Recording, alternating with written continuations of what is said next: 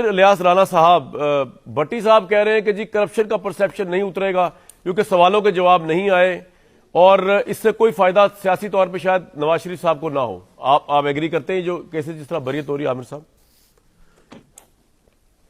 آپ نے اچھا کیا کہ صرف بھٹی صاحب کا نام لیا، کیونکہ طارق فضل چودھری صاحب نے اپنا جواب دیے آپ کے سوالات پہ، اور بھٹی صاحب کے لیے واقعی یہ شرمناک دن تھا کل، اور بہت ہی سیاترین دن تھا، کیونکہ جن لوگوں نے 4,500 پروگرام کیے انہیں ڈوب مرنا چاہیے.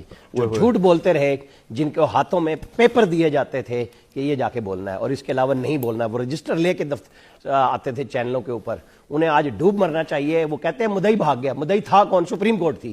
نیب کے ڈپٹی چیئرمین کو، اور یہ میں بات آج سے نہیں 4 سال سے کہہ رہا ہوں، امتیاز تاجور کو لاہور نگران نے بلایا اور کہا کہ اپنے چیئرمین چودھری قمر زمان سے جا کے کہہ دو اگر ہمارے جے آئی ٹی کے پیپرز پہ کوئی چیز کھولی، فیتا کھولا، تو توہین عدالت میں اندر کر دیں گے، اور اپنا ٹائم پورا کرو اور فارورڈنگ لیٹر لگا دو. نیب کہاں سے مدعی ہو گیا؟ نیب کو ڈنڈا دیا ہوا تھا، وہ جا کے کھڑے ہو کے بول دیتے تھے. وہ جو جے آئی ٹی ڈھونڈ کے لائی تھی پیپر، اس کو جسٹس عامر فاروق نے عمران خان کے دور میں آج سے 2 سال پہلے اڑا کے رکھ دیا. انہوں نے کہا یہ بتاؤ ثبوت کہاں ہے، مریم نواز مالک ہے. انہوں نے کہا جی یہ فیصلہ ہے. اس نے کہا فیصلے میں پیپر دکھاؤ. پیپر دکھایا تو انہوں نے کہا یہ کہاں سے آیا ہے؟ پتہ لگا جے آئی ٹی سے آیا. او بھائی برٹش گورنمنٹ کا کوئی پیپر ہے؟ کسی سے اٹیسٹڈ ہے؟ نہیں ہے. انہوں نے کہا چلو نواز شریف بھی مالک ہو تو چلو وہ بتا دو. نواز شریف بھی مالک نہیں تھا.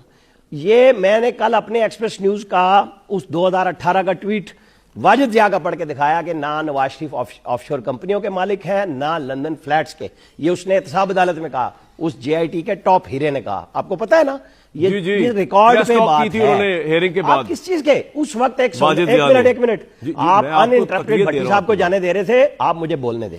غلط بات ہو جاتی ہے. آپ مجھے یہ بتائیں اس وقت یہ جب ججز اور اسٹیبلشمنٹ مل کے کام کر رہی تھی، آپ اور ہم 10 پروگرام کر چکے، آج سب چیزیں جنرل باجوہ بول چکے کہ عمران خان کہتے تھے اسے نائل بھی کرو، اسے جیل بھی ڈالو، الیکشن میں تب لڑ سکوں گا ورنہ نہیں لڑ سکوں گا. ان کے خیال میں ہی نہیں تھا کہ نواز شریف وہاں سے سزا سن کے بیمار بیگم کو چھوڑ کے اور بیٹی کو لے کے یہاں آ جائے گا. اسے ابوظہبی میں بھی کہا گیا واپس چلے جاؤ، وہ نہیں گیا. اور پھر ایک شخص بکے لے کے الیکشن سے پہلے جب ان کو آر ٹی ایس بٹھانے کا آخری فیصلہ کرنا پڑا، وہ کون گیا تھا جس کا نام بہت آ رہا ہے، وہ جیل میں گیا. ان کو خطرہ ہو گیا تھا کہ کہیں یہ جیت ہی نہ جائے، وہ تو پھر آر ٹی ایس بٹھا کے نواز شریف کی جیت کو بدلا گیا. وہاں پہ آپ کو اور ہمیں پتہ ہے سارے حقائق کیا تھے. آپ کس طرح کہتے ہیں آج وہ نیب والے کس طرح ڈیفینڈ کرے جو کام انہوں نے بنایا ہی نہیں.